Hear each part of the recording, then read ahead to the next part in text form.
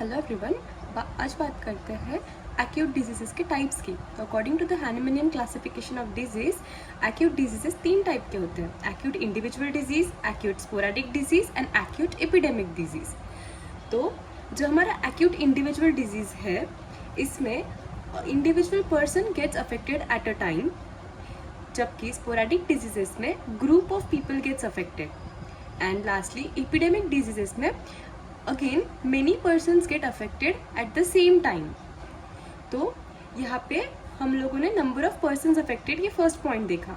Now the second point is the time.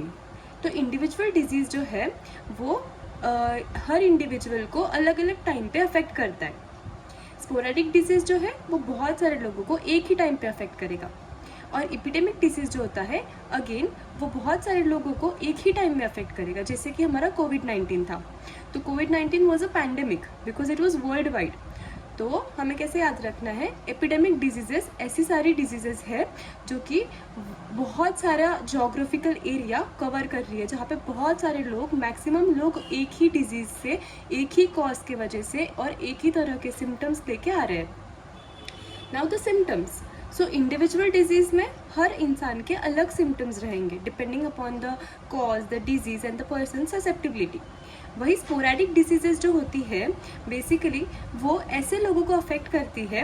अभी पहले तो हम लोग स्पोरेडिक और एपिडेमिक डिजीज में एक डिफरेंस समझ लेते हैं। तो स्पोरेडिक डिजीज का एक एग्जांपल ऐसा होगा कि फॉर एग्जांपल वेदर बहुत ही सनी और अच्छा वेदर है, तो मोस्टली सारे लोग हेल्दी रहेंगे। The moment the weather changes from sunny to dull या क्लाउडी या फिर रेनी, तो जो लोग, जितने लोग ससेप्टिबल है वो सारे लोग they will start suffering from either headache या कोल्ड कोराइजा या फिर बॉडी एक या फिर फीवर।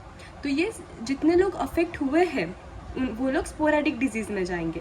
मतलब the cause is weather change and not everyone is getting affected, but the people who are susceptible they are getting affected. Similarly on the contrary epidemic disease में क्या होगा कि बहुत सारे लोग जो लोग जिनका susceptibility अच्छा है फिर भी they will fall prey to the disease. Now place. So in individual disease, individuals here and there get affected. Similarly in the sporadic disease, people here and there get affected. मतलब एक ही साथ में एक ही जगह के अफेक्ट नहीं होते ऐसे। एंड एपिडेमिक डिजीज में in one locality people get affected. Next is the cause. So individual disease में there will be an exciting cause, जैसे कि ओवर हीटिंग है, चिलिंग है, ओवर ईटिंग है, and also the individual susceptibility. So हर individual का अपना एक खुद का कॉज होगा। जैसे कोई बाहर धूप में गया और उसे हेडेक हो गया, किसी ने आइसक्रीम खाया उसे कोल्ड कोराइजा हो गया, तो वो इंडिविजुअल डिजीज में आएगा। Then what is sporadic disease. So sporadic disease के कॉजेज क्या है, इसमें मेटेओरिक एंड टेल्यूरिक कॉज। तो मेटेओरिक और टेल्यूरिक कॉजेज जो होते हैं वो सारे इन्वायरमेंट से रिलेटेड कॉजेज होते हैं या फिर कोई इंजीरियस एजेंट्स है। Then next is the identical susceptibilities of the person. तो जो लोग ससेप्टिबल है, जिन लोग का इम्यूनिटी कम है, they will get affected सबसे पहले। Then epidemic disease. So this happens because of the calamities of war, flood, famine, and sometimes because of acute miasms. Now acute miasms are of 2 types: recurring and non-recurring. Next is the treatment.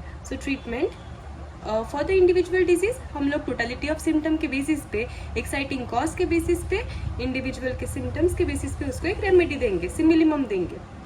Sporadic disease में भी हम लोग same करते हैं, patient का पूरा case लेके उसके जो टोटलिटी रहेगी, उसके कैरेक्टरिस्टिक सिम्टम्स जो रहेंगे, उसके कॉजेज जो रहेंगे, वो सबको हम लोग कंसिडर करके एक रेमेडी देंगे। और लास्टली एपिडेमिक डिजीज के केसेस में we give genus epidemicus. Now if you want to know more about genus epidemicus, you can please refer my video. I will share the link in the description box. Thank you.